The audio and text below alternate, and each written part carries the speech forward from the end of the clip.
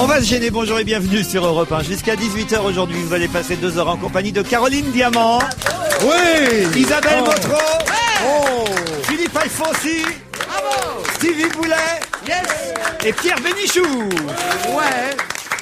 Stevie, alors la cymbale. Ah bah, vous êtes tapé fort. Hein. Ah, non, mais c'est normalement après chaque nom. Ah, c'est après chaque nom. Mais Ah oui. bah, il faut me le dire. Je ne savais pas, Laurent. Tu devrais Ah, mais enfin, écouter. quand même. Il me semble qu'il te l'a dit vendredi dernier. Non, après chaque musique et après chaque personne qui a trouvé la bonne réponse à notre fameux jeu. Oui, très bien, bravo. Ça, c'est bien retenu, Stevie.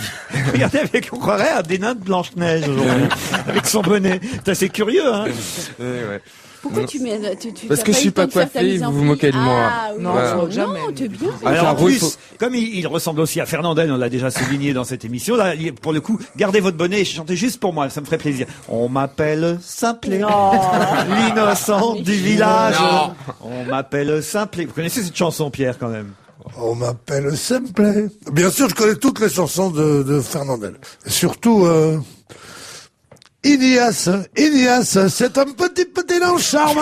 Oui. Inias, Bien, qui c'est me bien. vient de mes parents. Mais ça aurait été Stevie, par exemple, comme chanson, ça aurait été bien, mais Ignace, quel rapport avec Stevie? Parce que simple, il y en a un avec moi. Ah, si, j'en vois un, quand il enlève son bonnet, c'est Ignace. Ah, oh là là.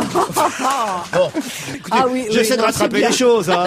C'est Je bien. fais comme je peux. J'admire. Ah, voilà. Pierre Bénichou, d'ailleurs, je vous signale que vous avez commis quelques erreurs hier. Et les auditeurs, évidemment, tiennent à rectifier les quelques Sur erreurs. Arletty, sûrement pas. Pas sur Arletty, Oui. mais par exemple, je peux vous dire, sur Kylie Minogue, elle n'a jamais fréquenté Jacques Villeneuve, le pilote de F1. C'est sa sœur, Dani Minogue, qui était Ah bah avec voilà, je me disais Jacques aussi. Villeneuve. J'ai pas pu la rater, mais...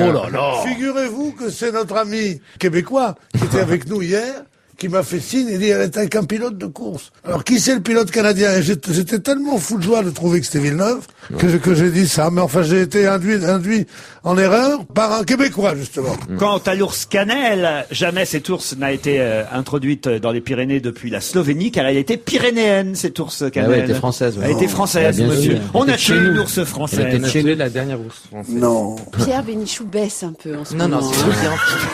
Il est comment? C'est pour mettre de l'ambiance un peu. Je pense que ça va faire monter la température, non, Pierre? Non, mais ce qui fait le montage de température, c'est que tu sois doué de la parole. Voilà, Ça, bien. c'est extraordinaire. Je croyais que c'était uniquement pour dire des conneries sur les films que tu étais là. Ah, tu parles aussi sur la vie? Je croyais que tu étais là, c'est de faire valoir de Monique Pantel seulement ici. Oui, c'est vrai. Alors j'essaye un peu de sortir de ce rôle. On va voir si vous allez faire le malin sur les questions que je vous pose. Par Alors, exemple, pourquoi le crâne de Cro-Magnon et celui de René Descartes vont-ils bientôt avoir une surprise? Parce qu'en fait, ils ont été échangés, pas à la naissance, mais je sais pas, on s'est rendu compte qu'on les avait placés. En tout cas, il n'y a pas le vôtre à côté, manifestement. Ce sont des crânes qui ont été exposés dans un musée. Alors, ils sont actuellement exposés au Musée de l'Homme, pour tout vous dire. Voilà. Dans une expo qui s'appelle L'Homme Exposé, qui débutera, alors pas tout à fait encore, ça va débuter le 21 février prochain, cette expo. Et effectivement, on y voit le crâne du philosophe René Descartes, le crâne de l'homme de Cro-Magnon, et il va y avoir... Et ben, ils vont partir dans le même convoi pour retrouver chacun l'endroit où ils Pas étaient. du tout. Ils vont avoir un troisième visiteur. enfin. Exactement, bonne réponse. Lucie, le crâne de Lucie. Non, justement, alors quel crâne va Alors, être exposé quel à côté de crâne, celui de René Descartes? Le crâne de Mozart enfant, non? Non. Napoléon. Une femme, Non. le crâne d'une femme. Je l'adore toujours, celle-là. Tu n'es plus vieux que l'entrée du monde. Oui, mais elle Bah me oui. fait toujours rire, j'ai le Non, droit. alors effectivement, Une il femme. y a le crâne de René Descartes, philosophe, le crâne de l'homme de Cro-Magnon, l'homme préhistorique, et puis il y a un troisième crâne qui va être installé à côté de ces deux-là. Nostradamus. Une femme. Daniel C'est pas une Gilbert. femme, non, Non. c'est le crâne d'un homme. Pierre c'est pas Bénichou. bien. Pas le crâne de Pierre Bénichou. Quelqu'un de contemporain ou Je suis pas plutôt- sûr que ça plaise beaucoup à Pierre Bénichou quand on donne le nom, d'ailleurs, pour tout vous dire. Hein, Laurent, c'est quelqu'un de contemporain Ah, ou vraiment... C'est pas le vôtre, en tout cas, Stevie, Oui, mais c'est bah, quelqu'un de mais- contemporain. Quelqu'un de vivant, en plus. Bah, c'est Comment pas tu possible. Comment Qu'est-ce que Mais non, mais je suis pas bête, parce que c'est un moulage du crâne qui va être présenté. Alors attendez. L'abbé Pierre. Non. Gonzague Saint-Brie. Quelqu'un de vivant, il a des pierres. Le mec, quand même, ça fait 8 jours. Pardon. Tout le monde C'est parle vrai de que ça. t'avais dit pas vivant. Gonzague Saint-Brie. Gonzague, non, j'ai dit un crâne, monsieur. Non, Yves Coppens. Yves Coppens, non, non plus. Est-ce non. que c'est un artiste? Dans son genre, on peut dire que Alors c'est un... un chercheur, c'est non, quelqu'un- pas du tout, un pas du tout, pas du scientifique. tout. C'est pas un homme politique. Puisque ça ne va pas me plaire, Il s'agit bien évidemment d'un peintre moderne qui fait des installations. Non, c'est pas un peintre moderne, Pierre Bénichou. C'est moyennement. Ni même ancien d'ailleurs. C'est pas un chanteur. Non. Un sportif. Un sportif, oui. Zidane. Pas Zidane. Eh ben, l'autre. Barthès. Non, pas le crâne des Pas Zidane. Platini. Faut déjà réussir Pelé. à faire le moulage. Pelé, Platini. Non. Federer. Non. Federer comme footballeur, il est très bien, c'est vrai. Ah oui, on a dit football. Ah, on a dit footballeur. Ronaldinho. Ronaldo. Non. Beckham. Un footballeur français, madame. Français. Oui. Platini. Rocheteau. Non, un footballeur français plus récent. que Lilian Platini. Thuram. Lilian Thuram, excellente réponse de Caroline Diamant, bravo. Et pourquoi ça plaît pas? Ça met du temps. Pourquoi ça plaît pas, Lilian Thuram? Parce que les footballeurs, vous trouvez qu'on en fait trop sur eux, ceci, Non, cela. pas du tout. Et que Lilian Lilian Thuram, Thuram, je trouve que c'est très bien. vous n'étiez pas content quand il a commencé à s'attaquer à Nicolas Sarkozy. Je me souviens très bien quand même, j'ai de la mémoire, monsieur Bénichou. Non, mais en tout cas, c'est bien, Caroline, vous avez trouvé le crâne de... Bah oui, la semaine dernière, j'ai répondu sur le PSG. Là, cette fois-ci, sur le football. Attendez, je deviens pro. Qu'est-ce que vous en pensez du crâne de Lilian Thuram à côté de celui de Descartes et de Cro-Magnon? Bah, c'est du genre je shoot donc je suis ou un truc dans ce genre-là, non? Oui, C'est pas bien ça, sûr. oui. J'ai une autre question qui va favoriser Stevie cette fois. Stevie a une longueur d'avance sur vous, forcément. Et là, Stevie, si vous ne répondez pas, je crois que vous allez perdre votre carte de l'UMP. Puisque ma question, c'est quelle Oh là là. particularité contient le numéro de téléphone du QG, le quartier général de Nicolas Sarkozy? Il finit moi, par je 2007. Excellente réponse de Caroline Diamant. Il finit par 2007. Tu m'as enlevé de la Et bouche. alors, il y a quelque chose à ce propos, je savais qu'on allait poser cette question, et j'avais préparé de vous dire cela, c'est que quand vous appelez l'Élysée, ça finit par 1981. Et c'était Mitterrand qui, en arrivant à l'Élysée, enfin, les gens de Mitterrand, ont fait changer le numéro pour finir par 1981, et les autres ne l'ont pas compris, et ont gardé ce numéro de téléphone. Et Chirac, maintenant, depuis donc 12 ans, a 1981, comme tu sais, comme de même que le numéro de téléphone de Libération finit par 1789. Ah oui? Oui, les gens se cherchent toujours des numéros de téléphone comme ça qu'ils puissent être évocateurs de quelque chose. Alors, Chirac a failli changer. Il voulait que ça se termine par 1664. Et puis finalement, il n'a pas réussi. Une autre question. Qui accuse qui d'avoir oublié un caleçon rose dans sa machine à laver? Oh, ça me dit quelque chose. C'est dans un film. Non, c'est pas dans un film, c'est dans la réalité, monsieur Stevie. c'est Madame Un caleçon Beckham. rose. Madame Beckham. Oui. Qu'est-ce qui serait arrivé à Madame Beckham? Eh ben, elle dit, mon mari, il a mis un caleçon rose, et voilà pourquoi je demande le divorce, parce qu'il est gay. Pas du tout. Écoutez, Ça se passe en France. Ça se passe en France. c'est un couple connu et vraiment On médiatisé. peut pas dire un couple. Alors, c'est ça Amanda qui est Lear et drôle. son mec. Amanda, non, j'ai à la maison un encore le couple, caleçon. Alors, rose. ça doit être, c'est des gens qui cohabitent. J'ai gardé mais- le slip kangourou d'Amanda et le caleçon rose de son mec. C'est élégant. Pourquoi pas un couple? Alors attendez, couple, mais pas un couple classique, c'est-à-dire que ce sont des roommates, Des quoi des colocataires. Dis quoi vous avez dit? Roommate. Oui, c'est le Roommate, ça colocataire. veut dire C'est moi qui pose anglais. les questions ici. Qu'est-ce que c'est que ça, roommate? Mais non, mais enfin, Un écoutez, des ça, colocs. on Roommate, connaît. ça veut dire quand deux filles à l'université partagent la même chambre, elles disent l'une de l'autre, c'est ma roommate. C'est pas ça du tout. En fait, pour tout vous dire, ça ne s'est pas passé concrètement comme Ah ça. bon C'est une Ah accusation. J'ai pas dit que c'était vrai. J'ai dit qui accuse qui d'avoir oublié un caleçon rose dans sa machine à laver. François. Le rose devrait vous aider quand même. C'est un rugbyman. Bien, Pierre. C'est pas vrai, c'est pas Oui, ça? oui, C'est- tout à fait. C'est un rugbyman de l'équipe. Ils ont maintenant des tenues roses. Voilà. Des maillots roses. Si jamais, ils faisaient pas assez PD, on les habillait en rose. Tu comprends? C'est pas- Et alors, qu'est-ce qu'il y a Ah ce ben, week-end d'important comme match? ah ben, ils jouent contre Toulouse. Alors, et alors? Eh ben, ça doit être le patron de Toulouse, Qu'est-ce l'entraîneur qu'ils de jouent ce soir Toulouse. contre Toulouse, c'est l'amour. Tu te souviens de cette chanson? Toulouse géniale aussi, ils sont en rose. Toulouse aussi, ils sont en rose. Et donc, Ah ben, C'est les les ont deux délavés. entraîneurs de Toulouse et du Stade Français. Allez, je vais accorder la bonne réponse à Isabelle Motro, Oh, merci. qui vient de signaler effectivement que Toulouse joue en rose aussi, comme le Stade Français, si bien que les deux présidents s'opposent actuellement sur qui va porter le maillot rose lors de ce match Stade Français Toulouse. Et là, Max Gazzini, le président de l'équipe de rugby parisienne, le Stade Français, dit les deux équipes peuvent jouer en rose en fait, car le maillot de Toulouse n'est pas tout à fait rose. D'ailleurs, il dit leur maillot, c'est un maillot blanc délavé, javelisé et passé dans une machine à laver où on a oublié un caleçon rose.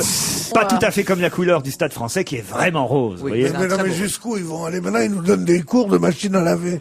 Vous oubliez un caleçon rose? Quoi? On dirait un sketch de Coluche.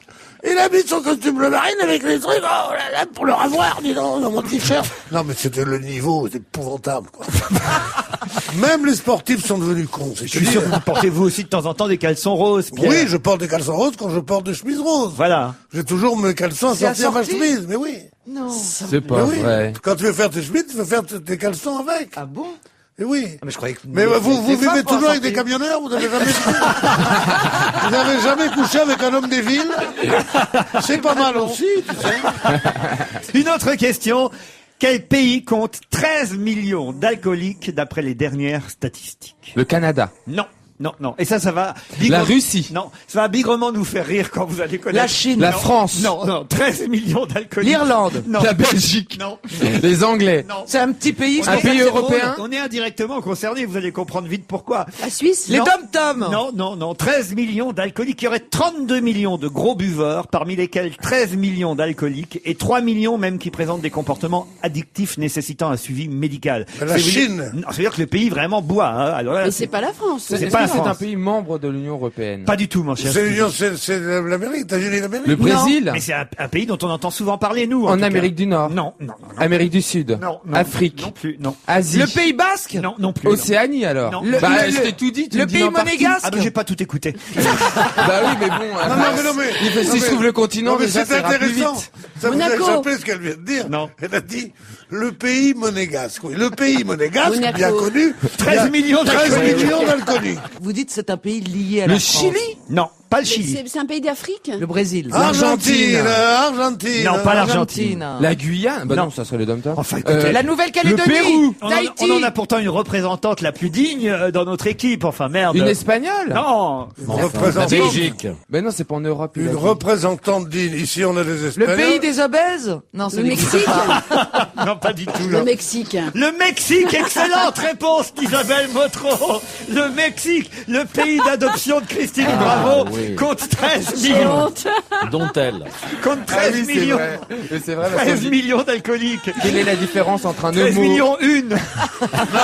Méchant parce qu'il a Non. induit la Les réponse. statistiques sont fausses parce qu'elle n'a pas la nationalité mexicaine, donc ça fait seulement 11 millions d'alcooliques. C'est la même Luciana. Mais c'est ce qu'on dit. Quelle est la différence entre un Mexicain homo et hétéro? Non. 3 bières.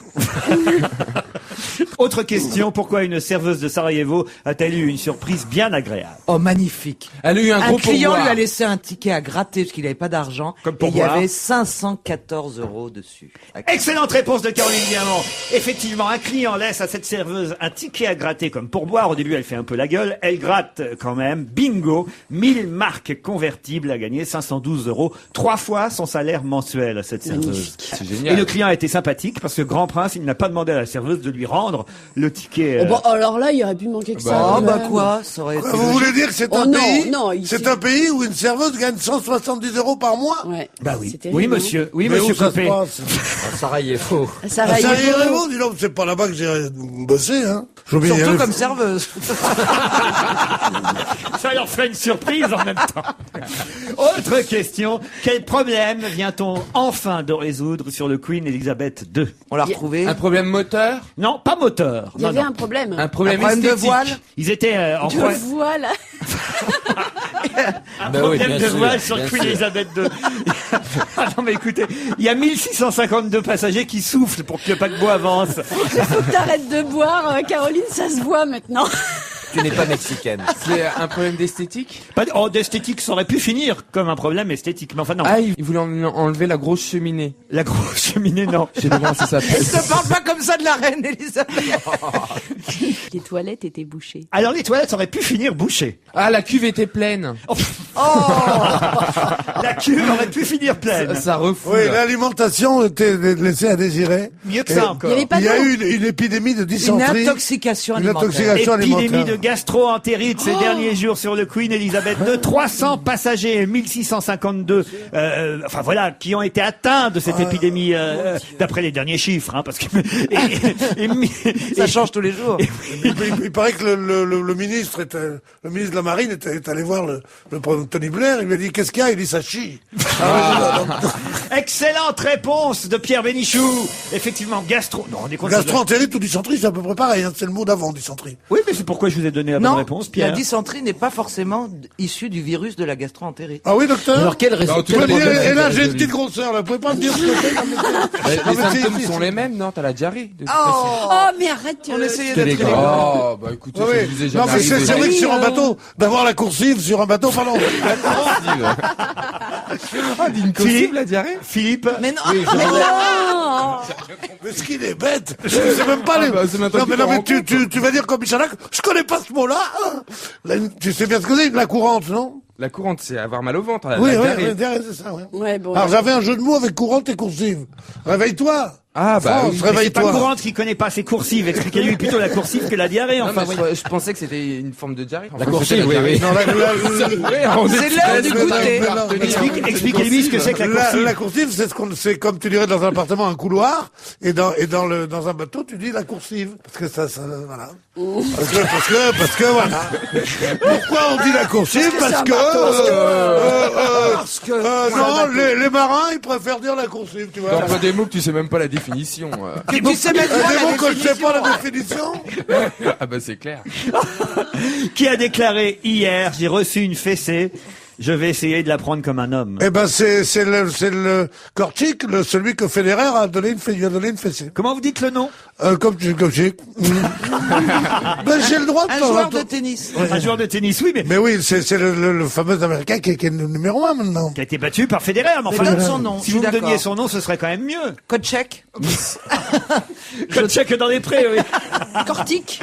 Non. Donnez-nous la première lettre. Korchik. La première lettre. Son prénom, Andy. Andy Warhol. Non. Oh non, mais j'ai des nazes. Mais comment je peux avoir autant de nazes autour de cette table? En diffamation. Non. Non. Handicap. Handicap. Monsieur, madame, famation, t'en fiche, comment s'appelle-t-il? On dit famation. Non, madame. Comment il s'appelle, ce mec? Ah, ils s'en sortent pas mal. Mais hein. non. Bonne réponse de Laurent Ruquier, Andy Roddick. Voilà. Oh, je dis il était pas loin. Oh, c'est pas loin. Enfin, franchement. Et on terminera par cette question. Quel nom bien connu a failli appartenir au milieu de Chicago? Al Capone. Ah oui, failli. ça, il aurait appartenu au milieu, Al Capone, hein. Il était presque un délinquant, hein. Ah bah.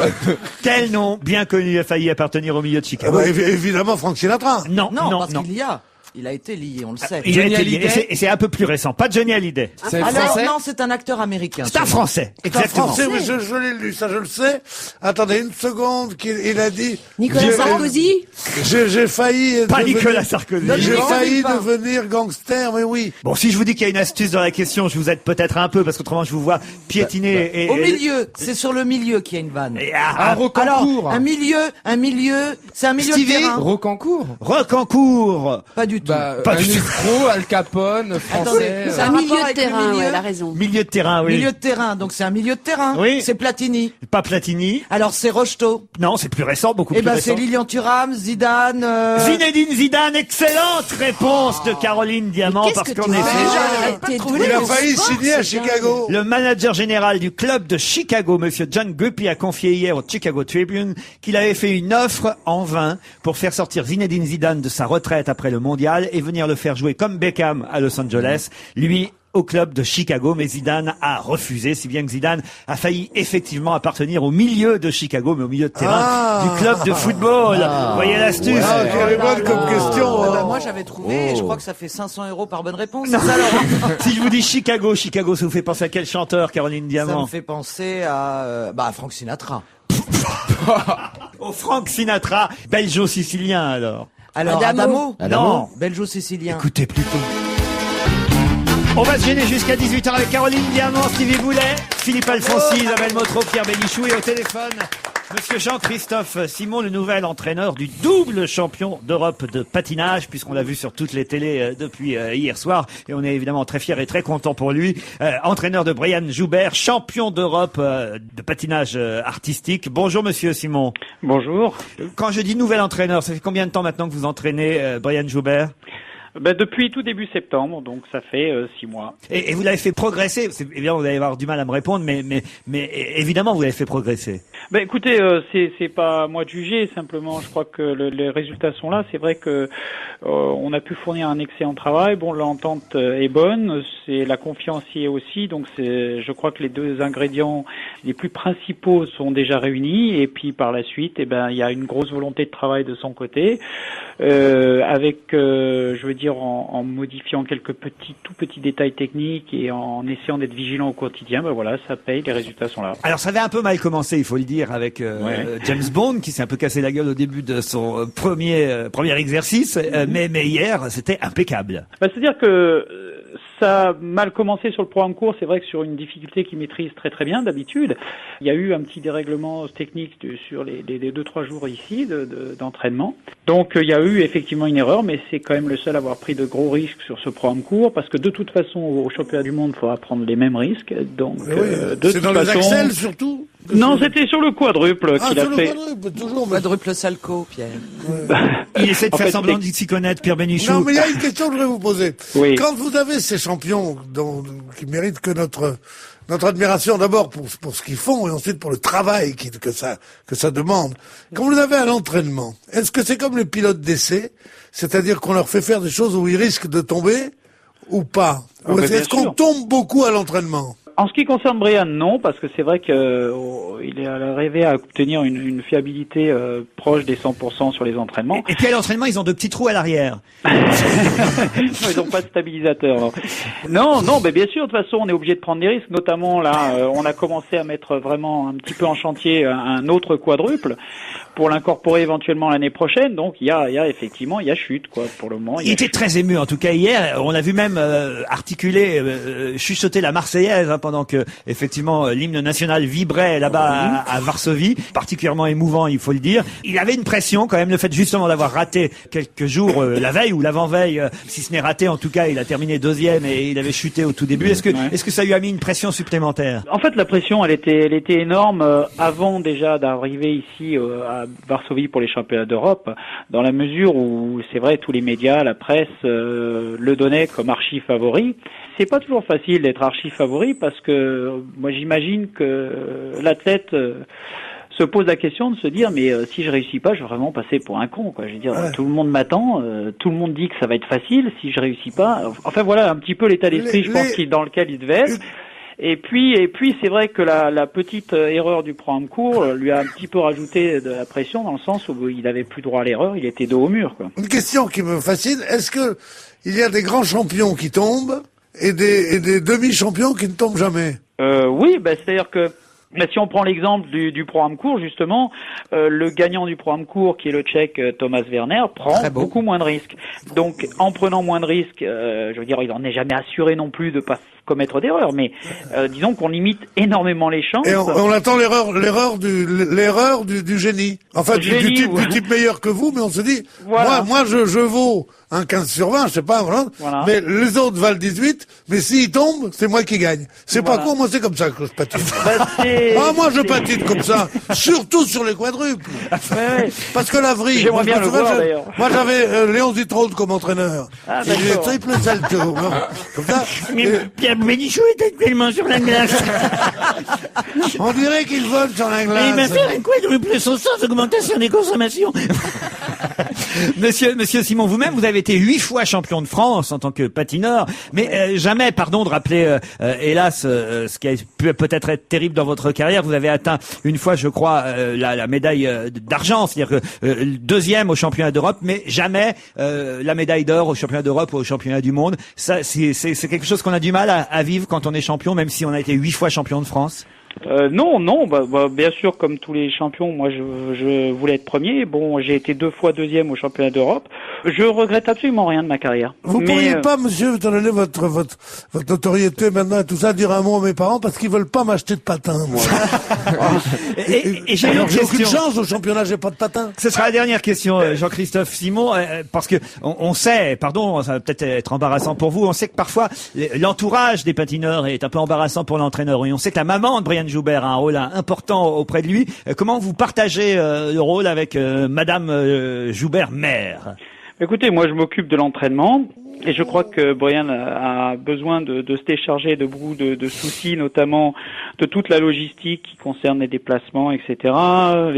Donc, de toute façon, un athlète de haut niveau a besoin d'être entouré. Et Brian a trouvé donc Oui, mais dans la son maman de entourage Sandra immédiat. Bonelli, quand même, elle était un peu emmerdante. Hein. Soria Bonaldi. Soria Ouais, Bonelli, Soria Non, pas Bonelli. Sandra Bonaldi. Ouais, elle était, ouais.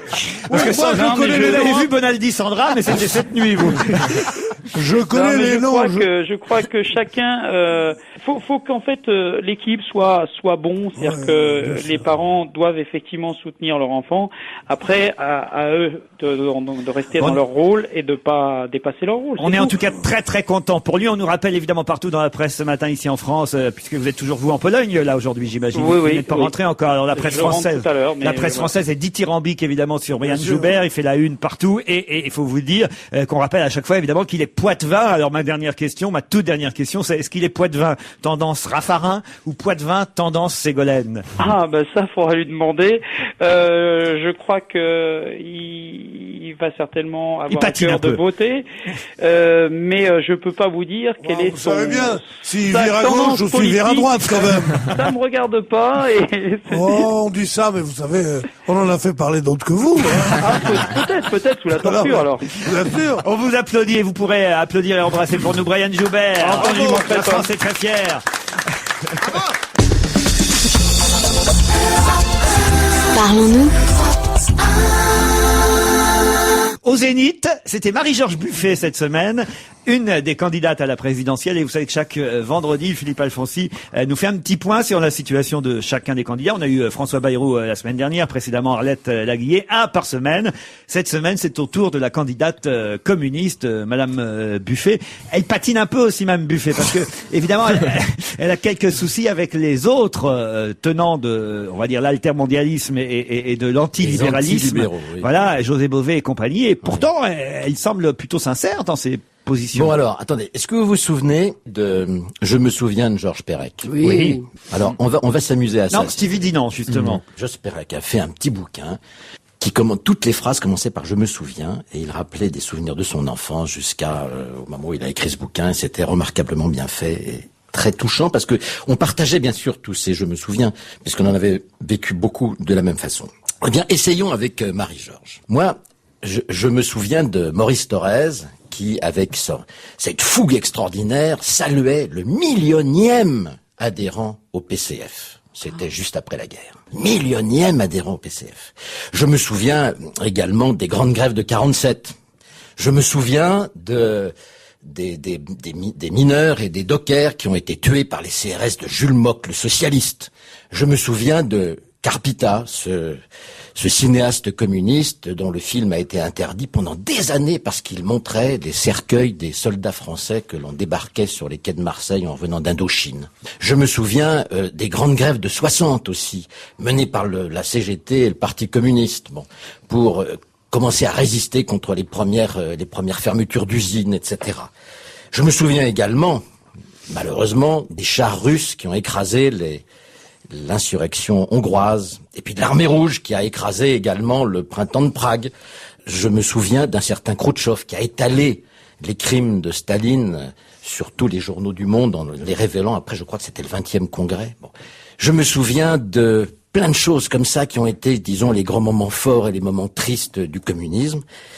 Eh bien, je dois vous dire une chose, je me souviens plus du tout de ce qu'a pu déclarer Madame Buffet l'autre jour au Zénith. Je me souviens pas parce que je n'entends plus. Je n'entends plus ce qu'elle dit, je n'entends plus ces mots qu'elle répète un peu dans le vide et dans le creux comme ça.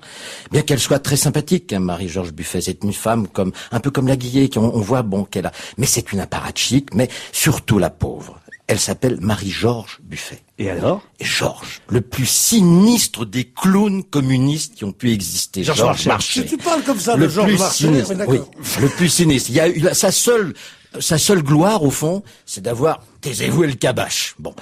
Et puis, sa plus énorme connerie, c'est quand même quand le mur, quelques mois avant l'écroulement du mur de Berlin, rappelez-vous, le bilan plutôt positif. Globalement positif, tu as raison, des pays socialistes. Bon, c'est un clown triste, c'est un clown terrible, dont Marie-Georges ne sait à part son prénom, jamais vraiment démarqué depuis. Il n'y a pas eu encore ici l'autocritique qu'il fallait. Bon, et soyons très très clairs. Moi, j'ai beaucoup de sympathie pour les militants communistes. Je n'ai jamais mêlé les militants communistes français qui se sont battus, comme je l'ai rappelé tout à l'heure, ils ont eu des moments de gloire extraordinaires, qui sont battus contre les guerres coloniales, qui se sont battus pour améliorer la vie des ouvriers en France. Ils n'ont rien à voir avec ces criminels qui avaient de l'autre côté du rideau de fer. Rien à voir. Si ce n'est qu'ils n'ont pas dénoncé suffisamment tôt, peut-être pour certains de leurs dirigeants, mais je parle des militants de base, dont devait faire partie Marie-Georges Buffet. C'est des gens qui se sont toujours battus, que je respecte.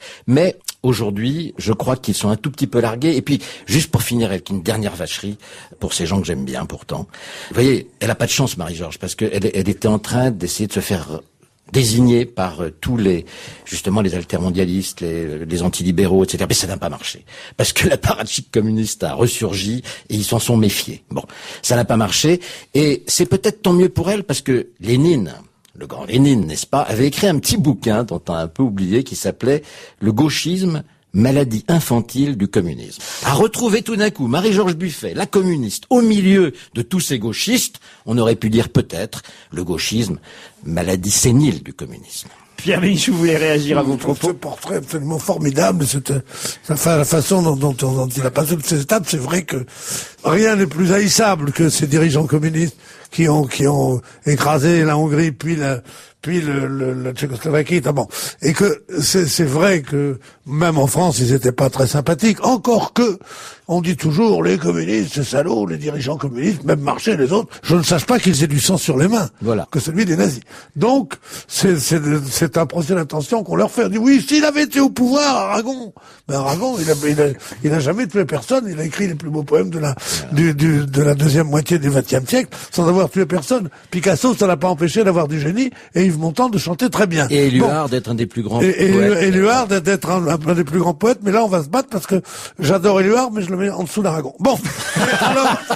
Donc, tout cela, c'est vrai. Et moi, il y a qu'un truc que je dis quand on me dit les communistes, c'est que Jean-Paul Sartre disait tout anticommuniste est un chien, à savoir que l'anticommunisme primaire, et c'est pour ça quand Sarkozy on dit, ses amis de classe disent c'est un anticommuniste viscéral.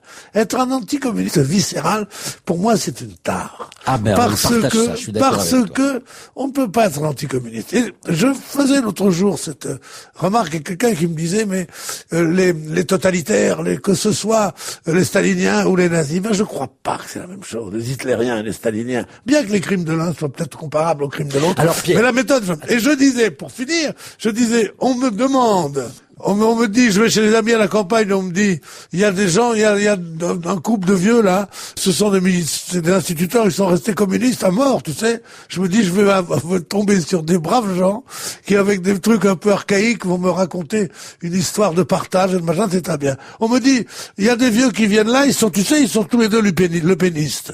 Eh ben, je suis sûr que je vais voir deux sales cons qui sont nostalgiques de l'occupation et du machin. Voilà la différence entre les deux. Tu as totalement raison. Tu es d'accord avec moi? J'ajouterais on s'en va, on va pas J'ajouterais juste une chose. On dit souvent, en effet, que les communistes, s'ils avaient été au pouvoir, etc. Sauf qu'en effet, non seulement les communistes n'ont pas de sang sur les mains, mais... En France, en tout cas. En France, en tout cas, ils n'ont pas de sang sur les mains. Alors que les gens d'extrême droite en France, qui ont collaboré avec les nazis, on compare toujours les deux. Non. Et eux, ceux-là, ils ont du sang sur les mains. Ceux-là, ils ont foutu les Juifs au Veldiv. Ceux-là, ils ont massacré les résistants. Donc, on peut pas comparer l'extrême droite et l'extrême gauche, en l'occurrence, dans cette manière-là, parce qu'en effet, l'extrême gauche, tout ce qu'elle a fait, c'est de se battre contre les nazis. Et on appelait, je vous le rappelle, le Parti communiste, le parti des fusillés. Dans son discours, en tout cas au Zénith, c'était lundi soir, je crois, Marie-Georges Buffet s'en est pris à Nicolas Sarkozy. Oui. Vous avez peut-être entendu la phrase sur Europe 1. C'était peut-être un des moments de son discours les plus vibrants. Écoutez. Il a osé invoquer Jaurès, Blum et Dimoquet.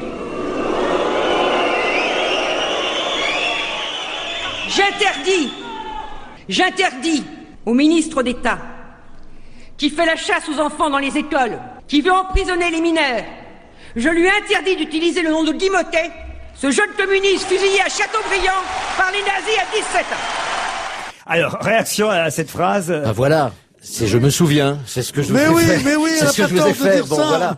Bon, vous savez comment Guy Moquet est mort? Fusillé à 17 ans, Oui. évidemment. Et vous savez ce qu'il a Dans une crié? station de métro dans le 18e. Et vous savez ce qu'il a crié en mourant? Vive le Parti communiste allemand. C'est une des phrases les plus belles du monde. C'est-à-dire que ils étaient internationalistes et que justement ils voulaient pas de cette guerre au nom du patriotisme français, machin, avec le béret et tout ça. Il a dit vive le Parti communiste allemand. Et c'est pour ça, à un moment, on dit pas que germano-soviétique, on va faire chier tout le monde. Donc, qu'est-ce qu'il disait? Il disait, tu te rends compte, on te fait te battre contre les Allemands. Et si tu tombes sur un camarade, dans l'armée allemande, il y a aussi des communistes, donc ça doit transcender tout ça, tu comprends? Non, mais je vous fais chier. Alors. Mais non, c'est intéressant. Et puis quand tu parles comme ça avec les larmes aux yeux, j'aime bien. Oui, c'est la seule chose qui me fait pleurer. Manu Chao, bientôt de retour avec un nouvel album, le Globetrotter insaisissable, comme écrivait Emmanuel Marolles dans Le Parisien cette semaine. C'est vrai qu'on attend avec impatience son nouvel album à Manu Chao, parce qu'à chaque fois c'est plutôt un carton. J'ignorais, et je l'ai découvert dans l'article du Parisien, que c'était lui, Manu Chao, qui était le producteur du fameux couple malien Amadou et Mariam. Vous savez, la fameuse chanson Dimanche à Bamako. Et ben j'ignorais qu'il y avait Manu Chao derrière ça. Voilà, Manu Chao bientôt de retour. En attendant, on se contente des succès et des anciennes chansons. Manu Chao, clandestin, un de ses plus grands succès, un de ses plus grands tubes. Au téléphone, nous avons monsieur Benoît Brionne. Bonjour monsieur Brionne. Bonjour. Nous avons parlé de vous hier dans cette émission à travers une question où j'essayais de piéger mes petits camarades pour dire qui, chaque soir, reçoit des acclamations, des applaudissements incroyables sur scène. Je citais votre nom, hélas, pas suffisamment connu encore. Et effectivement, vous recevez chaque soir des acclamations parce que vous jouez dans la pièce Sur la route de Madison aux côtés de Mireille Darc et d'Alain Delon et que curieusement, évidemment, tout le monde pense qu'ils ne sont que deux sur scène parce qu'on parle beaucoup d'eux et c'est bien normal parce qu'il s'agit de stars. Mais vous êtes le troisième personnage qui à la fin vient saluer en même temps que Mireille Darc et Alain Delon. Sauf qu'évidemment on vous voit très peu dans la pièce. Combien de temps? Oh, je dirais, grosso modo, en comptant les changements de décor, ça doit faire 10 minutes à peu près, quoi. 10 minutes. Ah, c'est pas si mal, quand même. Vous jouez le mari de Francesca Johnson, interprété par Mireille Darc. Le mari un peu pépère, on va dire, hein, si on se souvient évidemment du film. Moi, j'ai pas encore vu la pièce interprétée par le couple Delon-Darc. Et je me souviens évidemment de Meryl Streep et de Clint Eastwood dans le film réalisé par Clint Eastwood lui-même. Et je me souvenais même pas dans le film du mari. On voyait le mari dans le film aussi. Il faut toujours qu'il y ait un mari dans les grandes histoires d'amour comme ça, qu'on voit. Dans Brève rencontre, il y a ça. Dans Le Facteur sommes toujours deux fois, il y a ça. C'est-à-dire un mari, un personnage qui représente l'ordre, qui représente la vie pépère, qui représente le truc un peu éteint comme ça, qui représente le passé, quoi. Je dirais pas la vie pépère, je dirais plutôt la vie tranquille. Ah. Oui, la vie pépère ou la vie tranquille. Moi, j'ai écrit une thèse là-dessus entre pépère et tranquille. Si vous avez le temps, il y a 12 000 pages, je vous la lis. Alors, qu'est-ce que ça fait chaque soir de revenir à la fin de la pièce, saluer avec Mireille Darc et Alain Delon quand effectivement on a joué que 10 minutes et qu'on se doute et on imagine, pardon de vous poser cette question, mais on imagine qu'évidemment le 80% des applaudissements sont destinés au couple en question. On peut dire 99%. Alors, ça fait quel effet pour vous?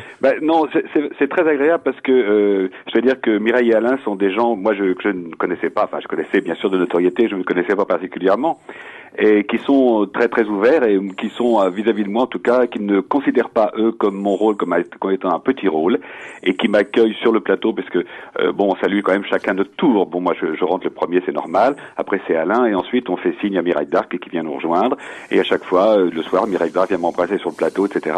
C'est vrai que les premières fois que j'ai salué, j'étais un petit peu gêné parce que je savais très bien que les gens applaudissaient, mais c'était pas moi qui applaudissais, c'était moi qui étais en scène, c'était curieux. Et puis et puis on s'y fait très vite. Oui, non c'est vrai.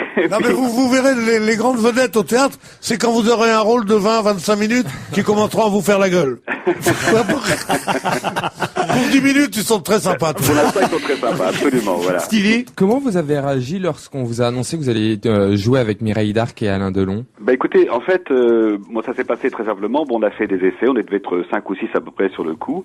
Et puis, ils ont été d'ailleurs, je dois dire que à ce moment-là, Mireille Darc a été absolument magnifique parce que contrairement à l'habitude de ces grandes vedettes, c'est elle qui a donné la réplique à tous les gens qui ont fait les essais ce jour-là. Et elle avait déjà appris le texte de la scène. et elle jouait la scène comme si c'était avec son partenaire habituel. Je trouvais ça très très très élégant. Et donc à la fin de cette journée, on m'a dit voilà, c'est eux, ils souhaitent que ce soit vous qui fassiez le rôle. Alors hier, François nous racontait qu'un des moments, évidemment, dont tout le monde parle dans la pièce, c'est le moment où... non, vous n'allez pas oser dire ça. Ah bah oui, Pierre Bénichou, vous venez de me faire signe, faut en parler en tapant sur vos fesses. Alors j'ai quand même pas oublié de poser la question. Chers auditeurs, est-ce mon genre? Est-ce que c'est vrai ce que raconte François? Moi, j'irai voir la pièce lundi que Mireille d'Arc, avec évidemment les années qui se sont écoulées depuis la fameuse robe noire qu'elle portait avec Pierre Richard dans le film d'Yves Robert et un grand blanc avec une chaussure noire. Est-ce que c'est vrai que aujourd'hui sur scène, chaque soir, Alain Delon dénoue sa robe, elle est nue sous cette robe. Bah oui, c'est vrai, oui. Et on voit ce formidable postérieur qui a fait sa postérité aussi à Mireille d'Arc. C'est vrai, encore aujourd'hui? Ah oui, c'est pratiquement le même.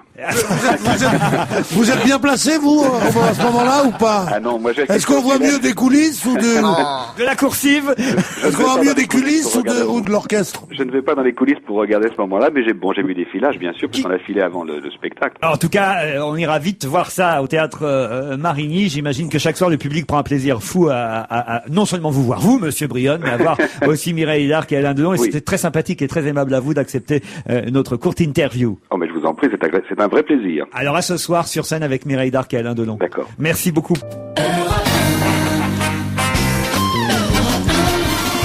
On va se gêner avec Philippe Alfonsi, Isabelle Motro, Stevie Boulet, Pierre Bénichou, Caroline Diamant. Un mot alors sur la polémique du moment. Tous les journaux et les chaînes info, y compris Europe 1 évidemment, parlent de cette polémique sur les RG entre le Parti socialiste et l'UMP. Alors y compris, maintenant c'est le frère même de Ségolène Royal qui dans le Parisien ce matin dit oui, sur moi aussi il y a eu une enquête. On se souvient d'ailleurs qu'il y avait effectivement cette affaire qui était sortie parce que lui aussi avait participé avec Greenpeace à la fameuse action contre le Rainbow Warrior à l'époque Mitterrand. Bon alors, est-ce que c'est une polémique vaine, Philippe Alfonsi? Ah non, mais là, ça pose un problème de fond qui est quand même important, c'est que un ministre de l'Intérieur a un pouvoir considérable et que c'est vrai que ça commence à devenir, à partir du moment où il rentre en campagne, ça devient gênant. Au point, comme le demande Libération, en une avec ce gros titre, Sarkozy doit démissionner. Ben, je pense qu'il devrait en effet maintenant prendre l'initiative de s'en aller parce que il est un candidat comme les autres. C'est pas du tout. Je sais qu'il a répondu, ou du moins ses proches répondent oui, mais quand un président de la République se représente, il reste président de la République, il démissionne pas. Bon, c'est vrai, mais c'est pas tout à fait la même chose. Un ministre de l'Intérieur... Attends, non, pas tout à fait, Pierre, parce que... Et même, c'est vrai que quelque part, c'est un peu gênant, mais le fait est qu'un ministre de l'Intérieur est un homme qui a un pouvoir considérable, et même pour lui, je trouve que ça devient gênant. Ça devient gênant parce qu'on va le soupçonner sans arrêt d'espionner les gens, de se servir d'informations qu'il peut avoir en tant que ministre de l'Intérieur. Donc, quelque part, c'est pas bon pour lui. Stevie. Enfin, c'est pas le premier à être candidat à l'élection présidentielle et à avoir un poste important dans le gouvernement. Chirac aussi, il y est. Mais souvenez-vous du débat contradictoire entre Mitterrand et Chirac, où Mitterrand lui disait, Monsieur le Premier ministre, et il dit, je ne suis pas le Premier ministre, je suis le candidat à la présidence de la République. Et vous n'êtes pas non plus président de la République, vous êtes aussi un autre candidat à la présidence de la République. Absolument. Et Mitterrand lui disait, vous avez raison, Monsieur le Premier ministre. Il est arrogant. Alors, donc, ces fiches des renseignements généraux qui jonchent le sol du ministère de l'Intérieur sans arrêt. C'est-à-dire, s'il y a une chose à supprimer, je ne dis pas qu'il faille le faire, mais qu'on doit se demander de supprimer, c'est peut-être les RG. La France n'a pas besoin d'une police politique. C'est une police politique. Vous parliez des phrases, des fameux débats politiques. On se souvient que Nicolas Sarkozy a commis une erreur à Saint-Malo, justement, à propos de la fameuse phrase « Vous n'avez pas le monopole du cœur », en l'attribuant à Mitterrand, alors que c'est Giscard qui l'avait prononcé. Si Ségolène Royal avait commis cette bourde, est-ce que ça n'aurait pas été repris plus quand il s'agit de Nicolas Sarkozy? C'est une question que je me pose. Mais ce qui est dingue, c'est qu'un homme comme lui, quand même, soit capable d'attribuer cette phrase à quelqu'un de gauche. Il aurait pu se tromper en donnant un autre nom de droite. Cette phrase dont on dit qu'elle a peut-être fait perdre Mitterrand, que ça a été les stocks. Mais c'est pour ça de Giscard. On ne peut pas lui reprocher de commettre une erreur. Sa langue a fourché, c'est évident. Sa langue a fourché. La seule chose qu'on peut dire, c'est qu'effectivement, si c'est Ségolène Royal qui avait fait cette erreur-là, on en aurait eu pendant 3 jours dans tous les journaux. L'UMP en aurait fait des t-shirts. Il serait baladé avec les t-shirts. Alors, autre chose, l'abbé Pierre, évidemment, l'hommage à l'abbé l'abbé Pierre. Il y avait peu de monde, enfin pas suffisamment en tout cas hier manifestement à Bercy. On a prévu trop grand, apparemment d'après ce que peut dire la presse, parce qu'hier soir il y avait un concert, il y avait Lambert Wilson, il y avait des chanteurs qui rendaient hommage à l'abbé Pierre, et pas suffisamment de monde dans le Il y avait 3000 personnes. Alors pourquoi Il fallait faire ça au Zénith alors. Bah oui, exactement. Mais Paris avait offert Bercy bénévolement et on gratuitement. avait trop grand, oui, mais je veux dire, qu'est-ce que ça veut dire? C'est pas très très important. Je pense que ça. Ah si, quand même. Il a pas bourré. Il a pas bourré l'abbé. Mais oui, mais l'abbé Pierre, il aurait été, c'est en ça où sa personnalité est fascinante, il aurait été emmerdé de pas faire le plein. Parce que c'était un homme de médias aussi. L'abbé Pierre, c'est mieux que ça. Moi, je trouve que l'énorme succès de l'abbé Pierre, son coup de génie, c'est d'avoir, rappelez-vous, sur une radio concurrente, en 52, il participe à Quitte ou Double. Ah oui, on l'a dit et ici, il gagne avec Zaki Max. exactement, il gagne 250 000 francs de l'époque qu'il donne bien évidemment aux pauvres, etc. Mais qu'est-ce qu'il fait dès cette époque-là? Il se fabrique une image de vedette. Il devient vedette par altruisme. Et je trouve que c'est extrêmement intéressant d'avoir compris, c'est le coup de génie de cet homme, c'est d'avoir compris qu'il fallait qu'il devienne lui une vedette. Le curé à la cape, le curé au béret, le curé tout seul qui se bat contre les autres, je deviens une vedette pour aider les autres. C'est tout le charity business, c'est autour de ça aujourd'hui. C'est un précurseur. Bien sûr, sa cape. Il est doué. Sa cape en mauvais drap et son béret, c'est le cigare de Churchill, le louchage de Sartre, ce sont le béret de Che Guevara. Le béret de Che Guevara, c'est que ce sont des gens dont on ne peut rien dire puisqu'ils se sont servis de cette notoriété pour défendre les plus démunis. Jacques Delors, Simone Veil, Renaud, Jacques Higelin, Éric Cantona, Lambert Wilson, Marie-Christine Barrault, Nicoletta et des tas d'autres étaient hier soir à Bercy pour rendre hommage à l'abbé Pierre. On me dit aussi qu'il y a eu un discours vibrant parce que c'est un des plus doués, il faut le dire, dans le monde journalistique pour écrire des oraisons funèbres. Un discours de l'abbé Nichou. Il y a l'abbé Nichou. L'abbé Nichou. L'abbé Nichou a fait un discours formidable hier soir. Une femme dans sa vie, ensuite c'est la bémol. Jamais une erreur, jamais une insulte, jamais. On va croire que c'est moi qui ai écrit ça. Jamais la bébête. Toujours tourné vers les miséreux, le discours sûr. L'abbé gaiement allait affronter nos politiques avec des mots durs. L'abbé casse.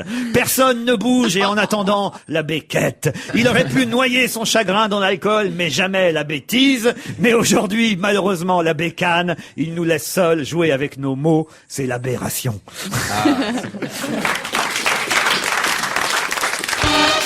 Ne bougez pas, on va se gêner, revient tout de suite.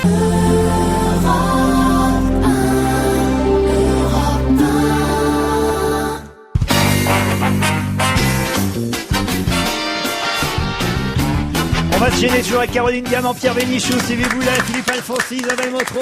Et au téléphone, Roger Zabel. Bonjour Roger. Bonjour à tous. Pour un week-end sportif très très chargé, faut le dire. Oui. D'abord, il y a quand même le prix d'Amérique pour les turfistes qui nous écoutent. D'abord sur Europe 1, évidemment, demain soir à 19h15, José Covès et Jackie Gallois donneront, j'imagine, leurs pronostics dans l'émission Tiercé numéro 1 pour ce Grand Prix d'Amérique. Vous y serez au Grand Prix d'Amérique, Stevie? Ah non, j'y serai pas, malheureusement. Vous êtes toujours là-bas avec vos grands chapeaux, votre cape. Mais non. Le Grand Prix d'Amérique, c'est les trotteurs, mon petit gars. Mais... C'est pour l'Arc de Triomphe ou le Prix de Diane. Mais aussi on met des grands chapeaux. Oh non, de toute façon, à partir du moment où il y a des chevaux, tu t'habilles. Voilà. Roger, il y a des beaux chapeaux aussi au Grand Prix d'Amérique. Ouais, mais c'est moins élégant. Il a raison, Pierre. Ça prend toujours ça dans les dents, Fernandel. C'est pas du sport pour vous d'ailleurs, un Grand Prix d'Amérique. Les courses de chevaux, à une époque, c'était dans la rubrique sport. Je me souviens d'une époque dans Stade 2, par exemple, avec Robert Chapat, on donnait les résultats des courses. Ce qui est intéressant pour vous ce week-end, c'est surtout évidemment les finales hommes et dames de l'Open d'Australie. Oui, alors on va avoir une finale dames assez étonnante puisque c'est le grand retour de Serena Williams. Elle va rencontrer Sharapova. Ça sera la nuit prochaine à 3h30 du matin. Faut vous lever de bonne heure. Et oui, on aura les résultats sur Europe demain matin. Il y a la finale homme. Alors là, ça va être explosif puisque Federer va rencontrer le Chilien González. Alors le Chilien González, c'est probablement le plus gros frappeur du circuit. C'est un joueur qui a quand même atteint les quarts de finale de tous les tournois du Grand Chelem. Il a été aussi médaillé olympique et je crois même qu'il est champion olympique en double. Mais c'est surtout un garçon qu'on appelle un peu une bestiace dans le monde du tennis. Et il a quand même battu Nadal. Hein. Et il a éliminé Nadal, effectivement. Il a un coup droit d'une puissance ahurissante. Il a réussi à canaliser un petit peu son jeu parce qu'il avait tendance à arroser un peu les bâches. Il a réussi à canaliser. C'est joli ça, arroser les bâches. Qu'est-ce que ça veut dire arroser les bâches? Arroser les bâches, c'est envoyer la balle trop fort et elle va atterrir dans les bâches, quoi, derrière. Alors donc c'est une belle finale, ça. Gonzalez contre Federer. Il a un nouvel entraîneur et bon, mais enfin, si vous devez jouer de l'argent, jouez sur Federer. Je crois que vous avez quand même de grandes chances de gagner parce que ça dépend par qui il est monté, hein.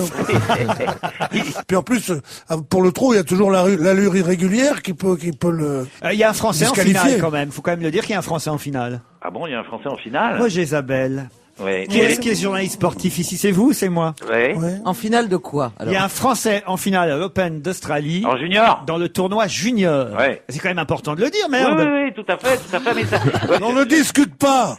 Oui, on dit, j'ai eu tort de ne pas parler du junior. C'est tout, c'est incroyable, ça. Attendez, en ce moment, moi, j'ai la tête dans le patinage depuis le début de la semaine. On a eu tout à l'heure Monsieur Simon, l'entraîneur de Brian Gilbert. Jean-Christophe, oui. Oui, alors franchement, là, c'est vrai qu'on est content, hein, on va pas revenir là-dessus, mais, et chez les couples, on n'a pas parlé des couples qui patinaient, les Français sont bien débrouillés? Pas en couple, mais en danse. Parce qu'il y a une différence entre les couples et les couples de danse. Ah bon? Oui. Catégorie couple, c'est du patinage artistique avec des sauts et des sauts lancés, etc.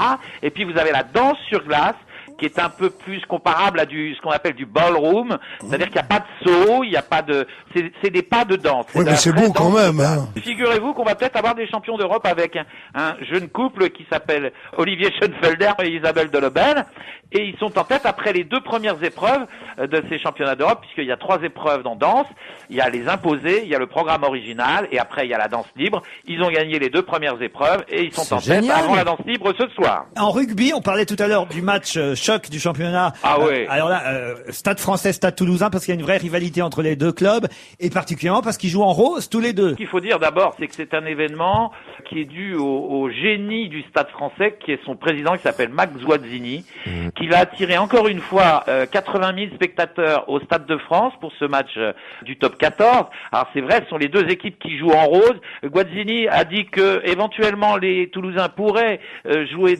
aussi avec leur maillot rose, parce que généralement ils sont obligés de mettre un autre maillot pour pas qu'on les confonde au niveau des couleurs pendant le match, parce que le maillot de Toulouse est d'un rose beaucoup plus pâle que celui du Stade Français qui est Voilà, rose Malabar. C'est ce qu'on disait en début d'émission. Guazzini a même dit c'est juste du linge qui a été mélangé avec un caleçon rose oublié dans la machine à laver. Voilà, oui, il les a un peu chambrés. Et il y aura 80 000 spectateurs. Pas une bagarre, pas une insulte. Ça sera la fête. Donc, amateurs et dirigeants du football, inspirez-vous, regardez bien ce match. Ce sera sur Canal+, et vous verrez qu'on peut faire du sport, du spectacle sans s'entretuer, ce qui est un petit peu le but de l'opération. Et en handball, les Français remontent bien là, parce qu'ils ont eu un petit coup de frayeur contre l'Islande en milieu de semaine, mais là ils gagnent tous leurs matchs hier encore. Ils ont eu un passage à vide contre les Islandais, ils ont battu les Polonais et ils ont battu les Slovènes hier 33-19. Sauf que demain c'est l'Allemagne. Et demain c'est l'Allemagne. L'Allemagne c'est le pays qui reçoit, donc c'est un des favoris, mais c'est un match de poule. Il suffit que les Français se classent dans les 4 premiers pour être qualifiés pour les quarts. Ils vont probablement terminer 2e, ce qui est très bien, et ils vont se qualifier pour les quarts de finale. Ça sera sur Sport Plus. Et si les Français vont en finale, ça sera diffusé sur Canal Plus. Quand on dit un match de poule, Stevie, ça veut dire que ce sont des joueurs quand même. Ouais, je connais. C'est dommage. Et des hommes. Il n'y a pas de grippe aviaire là-dedans. Hein, non, rien à voir. Je trouvais ça si intéressant pour une fois, le sport, moi.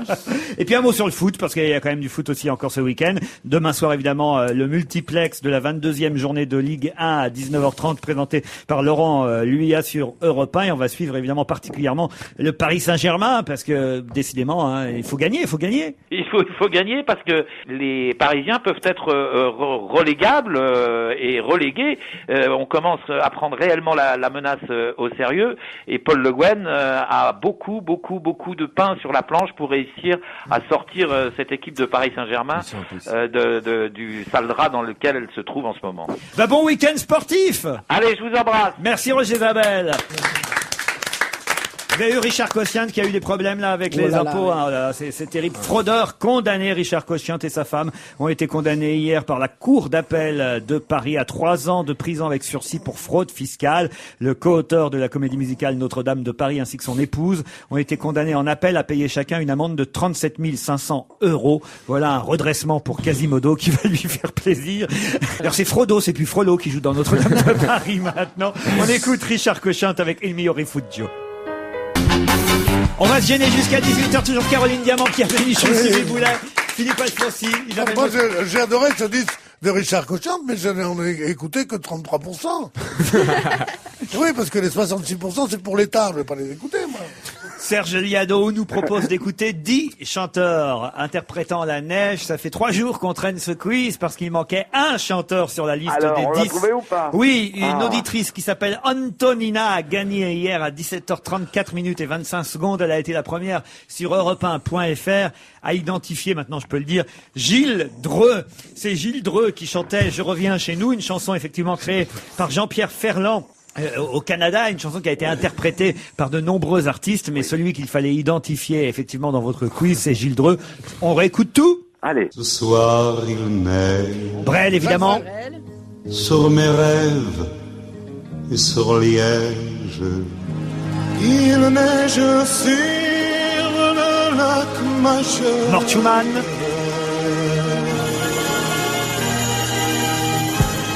Il a neigé sur les lacs. Jean-Pierre François. Et la montagne éternelle. Un jour de fin d'été. Mireille Mathieu. Il a neigé sur Mykonos. Il a neigé tout le mois de juillet. Mickey 3D. Et tout le monde était terrorisé. Il a neigé sur Édimbourg. Et il doit faire froid dans Paris. Claude Barzotti. J'ai bien aimé ce rien d'humour dans le mot que tu m'as écrit. Il a neigé sur mes printemps. Mais je n'ai pas dans mon Barbara, jardin évidemment. que des fleurs couleur de chagrin. Il a neigé à Port-au-Prince. Gilles Dreux.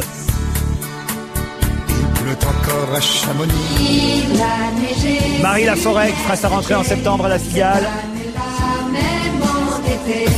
Et puis il a neigé sur mon petit Pinocchio, voilà les 10 chanteurs qu'il fallait retrouver. Bravo Serge Liado pour ce quiz. Et bravo à Antonina, notre auditrice, qui a gagné 2 places pour aller applaudir Karine Ilyashenko au Café de la Gare. Spectacle mis en scène par Michel Bernier. 2 places aussi pour aller voir Éric Antoine, un magicien humoriste qui se produit au Théâtre Trévise à 21h30, recommandé par Gérard Miller. Et 2 places aussi pour applaudir Jean-Luc Lemoyne, que j'ai vu hier et c'est formidable, au Théâtre Le Temple, c'est à 20h. Et vous-même, Serge Liado, vous vous offrez des places aussi? Oui, 2 invitations pour le spectacle de Afterbeat. Ce sont les sosies des Beatles, sosies complets, y compris pour les voix, qui se produisent au Réservoir en février. Parfait, elle va être contente, notre auditrice Antonina. Elle a enfin identifié Gilles Dreux, qui évidemment torturait l'esprit de nos auditeurs depuis 2 ou 3 jours. Et je crois que nous avons Gilles Dreux au téléphone. Bonjour Gilles Dreux. Bonjour Monsieur Ruquier. Ça vous a fait marrer ce quiz? Ben oui, parce que tous les autres, ils étaient très faciles à reconnaître. Et puis moi, j'étais pas dans mon répertoire habituel, et voilà. Et oui, vous alliez là emprunter la chanson d'un autre avec Mais oui, mais ça m'arrive de temps en temps. C'était une époque, il y a une dizaine d'années, où j'étais pas, sans jeu de mots, aux zéniths de ma carrière. Et j'ai fait un disque de chansons que j'avais emprunté aux autres, qui, ma foi, sans médiatisation excessive, a quand même pas mal marché à cette époque-là. Je n'imaginais pas qu'il y avait eu autant de chanteurs qui donnaient la météo régulièrement en nous disant où il neige un peu partout dans le monde. En tout cas, vous, Gilles Dreux, vous chantez toujours sur scène avec vos copains des années 60 ou 70, puisque... Ah oui, c'est la tournée Acheteur et Tête de Bois, qu'on appelle entre nous la tournée des dinosaures. C'est formidable parce que maintenant on remplit les zéniths de France et de Navarre. C'était inattendu au départ, mais ça marche formidablement bien. Et oui, ça marche très très bien, au point même qu'il y a le DVD qui vient de sortir de la tournée Tendre et Tête de Bois, où on voit... Il est disque d'or. DVD d'or en tout cas, et on voit effectivement tous vos copains, Richard Anthony, Demis Roussos, Michel Thor et les autres, sans oublier Pourquoi évidemment... vous parlez des plus gros d'abord? C'est gentil pour Michel Thor, ce que vous venez de dire. Nancy Holloway, évidemment, Franck Alamo et beaucoup d'autres. J'en oublie là peut-être. Vous en oubliez, oui, il y a Michel Orso, il y a Jean-Jacques Debout, qu'il faut pas oublier, parce que c'est un personnage quand même tout à fait exceptionnel, qui nous fait des crises en coulisses avant chaque passage, et qui après revient tout souriant, il est mort de craque. Il y a François de Guelt aussi, je crois. François de Guelt, les Mathieu Cambos aussi. Et les Mathieu Cambos, mais décidément, j'en oublie moi aussi. Oui. François de Guelt qui chantait « Il y a le ciel, le soleil et la mer ». Est-ce que vous chantez les chansons des autres aussi? C'est-à-dire que, est-ce que vous faites des bofs ensemble? Oui, mais ça c'est en coulisses, parce que étant donné le nombre d'artistes qu'il y a sur scène, évidemment chacun n'interprète que 2, 3, maximum 4 chansons. Et alors les buts se passent beaucoup en coulisses avant et entre les deux passages, puisqu'on fait tous les jours matinée et soirée, et qu'on a guère le temps de ressortir entre la matinée et la soirée. Il y a Stevie qui est là qui dit mais moi je connais pas Gilles Dreux évidemment. Mais non, Stevie il peut pas connaître Gilles Dreux. À l'époque où j'ai vraiment marché, il était pas né du tout. Hein. Quelle chanson vous pourriez dire, je sais pas, pour donner peut-être Descendre de l'escalier. L'été fini. Ça peut-être que ça lui dit quelque chose. Ça vous dit quelque chose, Alouette, Alouette? Alouette, oui, bien sûr. Pas Je te plumerai, hein. Ah non. On écoute Gilles Dreux, on se retrouve après. On va se gêner, toujours Caroline Diamant, Pierre Bénichou, Philippe Alfonsi, Isabelle Motro, Stevie Boulet. Nous sommes ensemble depuis 16h et comme chaque vendredi, on se dit mais alors, à quelle heure ils vont parler du livre de la semaine que chaque vendredi toute l'équipe a lu pour vous, un bouquin que peut-être ils vont vous conseiller ou vous déconseiller cette semaine. C'est un livre dont toute la presse parle énormément. Faut dire que Jean-Paul Dubois est un ancien journaliste, donc il a beaucoup d'amis dans le métier. Hommes entre eux, Hommes entre eux aux éditions de l'Olivier, c'est signé Jean-Paul Dubois. Alors qui commence peut-être Stevie pour un petit résumé alors. Alors c'est l'histoire de 2 personnes. Donc il y a Paul Hazelbank, il a 56 ans. Il est atteint d'une maladie dégénérative. Il est toulousain. Et l'autre, c'est Floyd Patterson, alors qui lui aussi a un petit problème cardiaque puisqu'il s'est fait greffer un cœur qui appartenait à un détenu. Enfin bref, lui, il habite au Canada, à North Bay. Il vit dans un paysage de neige et de conifères. Ces 2 hommes-là ont un point commun. C'est une femme. Et cette femme, elle s'appelle Anna. Anna avait quitté Paul, le Toulousain, un jour, un matin. Elle est partie. Il a jamais revenu. Il y a 3 ans. Et tout ce qu'il sait d'elle, enfin, lui envoie un courrier et il sait qu'elle est au Canada. Et en fin de compte, il va tout faire pour retrouver cette Anna qu'il a perdue. Alors l'histoire, moi, j'ai vraiment aimé. Enfin, je peux pas. J'aimerais tellement vous en dire plus, mais si je vous en raconte plus, moi, je me perds. Il faut que je schématise. Ça vous a plu ou pas? Moi, j'ai passé un super moment. C'est fluide, c'est facile à lire.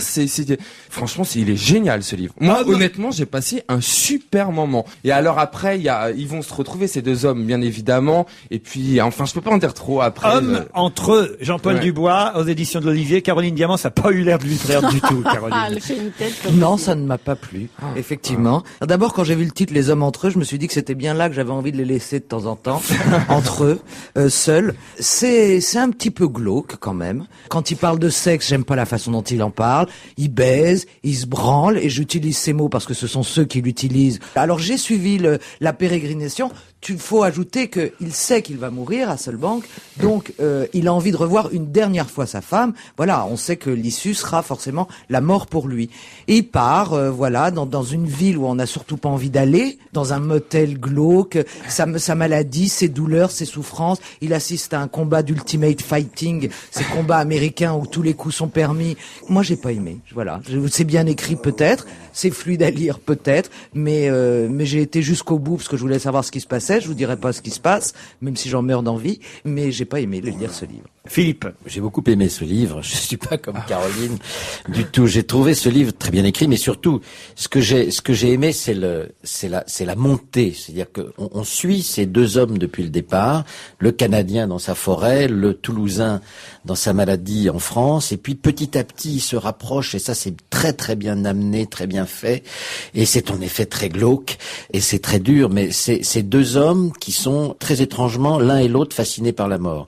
L'un parce qu'il va mourir et qu'il a une maladie orpheline inguérissable. L'autre parce que c'est un trappeur, qu'il passe son temps à tuer des bêtes magnifiques qu'il admire. Et il tue avec un arc. C'est-à-dire qu'il a du sang partout quand il tue une bête. Et ces 2 hommes se rapprochent petit à petit parce qu'en effet, ils ont entre eux une femme qui a disparu pour l'un parce qu'elle l'a quitté, elle ne voulait pas vivre avec un homme malade, elle ne voulait pas continuer à accompagner jusqu'à l'agonie cet homme, et de l'autre, on ne sait pas comment elle a disparu. Et ça, c'est un des mystères du livre qui reste jusqu'au bout, et c'est un livre très très fort parce que ce qui est magnifique dans ce livre, c'est quand enfin ils se retrouvent, ils sont pris dans une tempête de blizzard à l'intérieur de la maison rouge du trappeur, et cet abruti de Toulousain a laissé sa voiture trop loin et il a pas ses médicaments.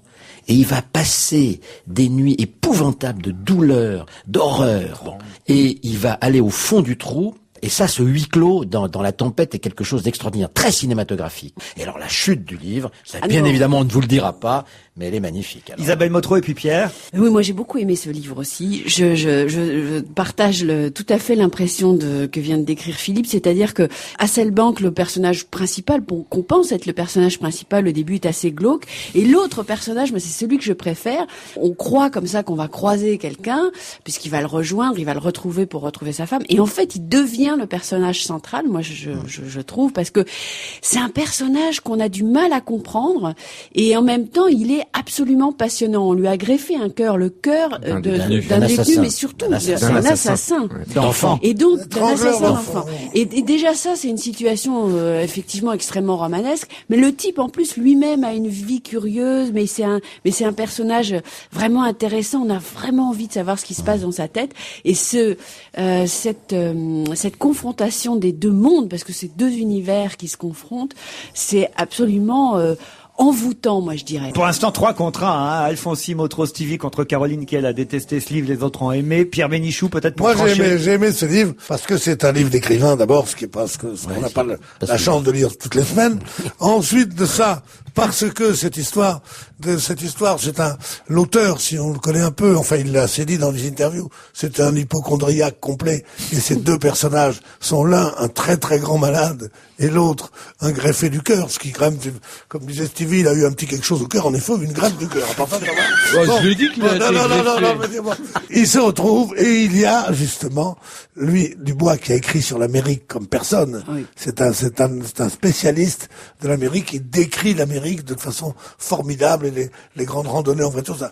Là, c'est autre chose, ce n'est plus l'Amérique, c'est la super-Amérique. C'est l'Amérique caricaturale d'un trappeur au Canada. Et lui, son personnage de français, c'est une caricature aussi de type complètement introverti, complètement foutu. C'est l'Europe mourante qui va se colter avec avec l'Amérique triomphale et un peu ridicule de ce type qui bouffe un steak et des 6 œufs au petit déjeuner dans les grands espaces. Et on voit ces deux mondes qui s'affrontent, et l'histoire devient picaresque, ça devient quelque chose de terrible entre ce tueur de cerfs et l'autre qui est en train de mourir dans des vomissements. Ce qui t'a choqué, bien sûr. Non, c'est pas du Sheila, pas choqué.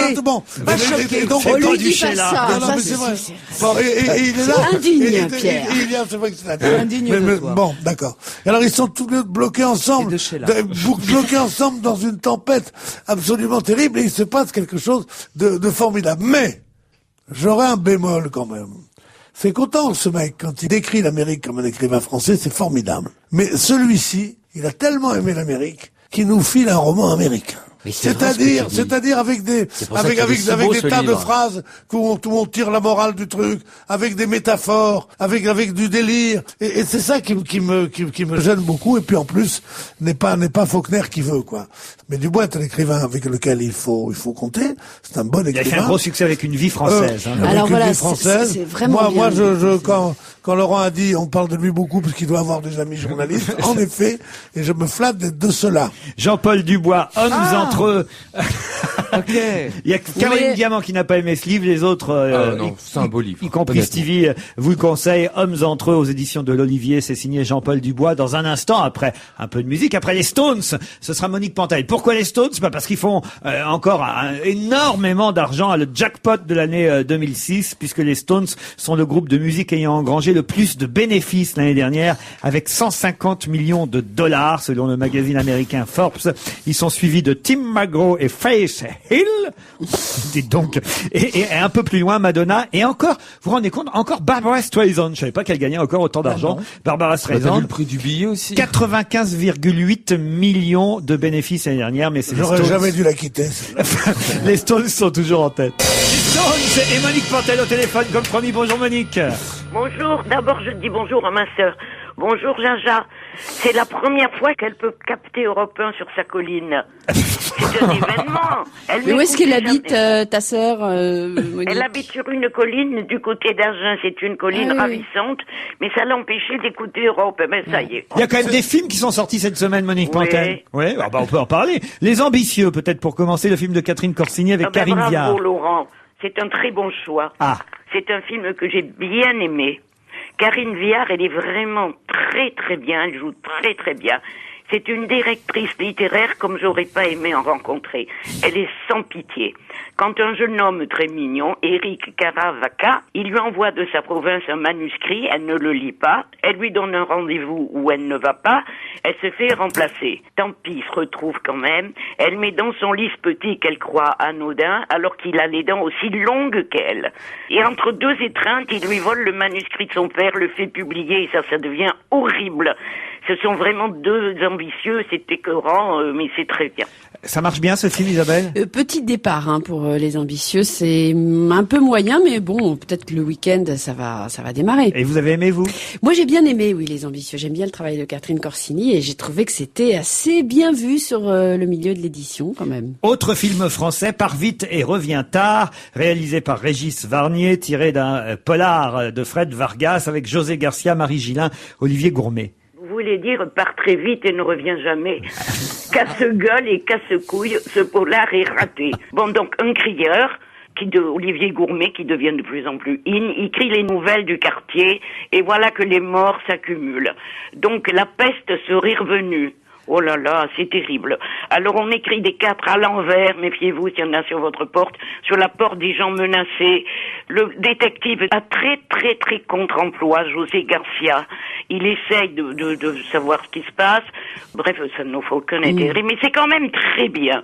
Parce que ce film sur la peste, on se rase beaucoup et ça on peste énormément. Donc ça c'est réussi. Est-ce que ça marche dans les salles? Ça marche bien, très bon décollage pour Pars vite et reviens tard. Alors je pense qu'en plus ça va augmenter le week-end parce que là, les polars ça attire les gens pour se détendre un peu, donc ça marche bien. Vous y ajoutez, Monique? Oui, je voudrais dire qu'elle parle très bien. Elle fait des progrès chaque semaine. Merci Monique. Parlez-moi de Sylvester Stallone et de Rocky Balboa.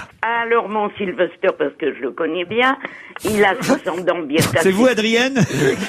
Il a 60 ans bien tassés, comme tout le monde le sait, et il est très malin. Hein. Il a repris ses gants de boxe. En vieux malin, quand même, il joue la carte des sentiments, il va voir sa femme au cimetière, il discute avec elle. Et comme on lui demande un dernier combat, gentiment, il le fait, il s'exerce très vite, mais très bien visiblement, parce que le dernier combat qui arrive au bout d'1h30 de par l'autre, il est très bien filmé. Mais ça m'est un peu passé à côté. Je l'aime bien, Sylvester. Un jour, à Los Angeles, j'ai interviewé sur le tournage d'un de ses nombreux Rocky. C'est le seul au monde qui m'a dit « Vous parlez bien anglais ». Ah oui, ça c'est un signe. C'est bien parti, Rocky. Ah oui, alors très bon démarrage pour Rocky Balboa. Oui, ça marche très bien. Ouais. Little Children, un film... C'est déculotté et délicieux. Mais c'est hélas beaucoup trop long. Film américain, évidemment, avec Kate Winslet, Patrick Wilson, Jennifer Connelly. Raccourci, ce film sur le désir aurait été magnifique, mais c'est quand même très bien. Hein. Délaissé par un mari qui lui préfère des satisfactions internetiennes, il manipule des trucs sur Internet, Kate Winslet, nominée pour l'Oscar de l'actrice, couche avec Patrick Wilson, il est beau comme un astre. Ils sont toujours en train soit de garder leurs enfants en public et en cachette de goûter les joies du sexe. Et ça réchauffe par ces temps qui courent. Pendant 2h20 quand même. Hein. Trop long. On retiendra 3 films, si j'ai bien compris, d'après vos critiques. Monique Pantel, Isabelle Motro, Rocky Balboa, évidemment, avec Stallone. Bon, moi je trouve que faut pas exagérer. Mais c'est bien parti, tout le monde y va de toute façon parce que c'est le dernier Rocky. Les Ambitieux qui a besoin d'un coup de main et c'est un bon film, donc n'hésitez pas à aller le voir, ce film de Catherine Corsini. Et aussi Little Children, même si effectivement c'est un peu long, 2h20. Merci Monique Pantel. Bye bye. À vendredi prochain. Oui. Quelques petits conseils avant de partir. Si vous aimez voyager, ce livre chez Robert Laffont, Villes éternelles, en rêver, les découvrir. Vous pourrez voyager grâce à Claudine Le Tourneur Dizon et Jean-Alexis Pougatch à travers Veracruz, Batavia, Macao, Angkor, Calcutta, Hiroshima, Santa Fe et d'autres villes à travers le monde, comme aussi Chicago ou Damas. Bref, voilà, pour voyager à travers le monde, les villes éternelles. Mustapha, notre ami Mustapha, pour ceux qui nous écoutent depuis Marseille, est au Quai du Rire ce soir et demain soir à 20h30. Pierre. C'est un livre que j'ai reçu, qui est un livre qui est écrit par André Boniface. Il s'appelle Nous étions si heureux. Et André Boniface, c'est une légende avec son frère Guy, justement, dont il raconte la disparition un soir de réveillon 1967.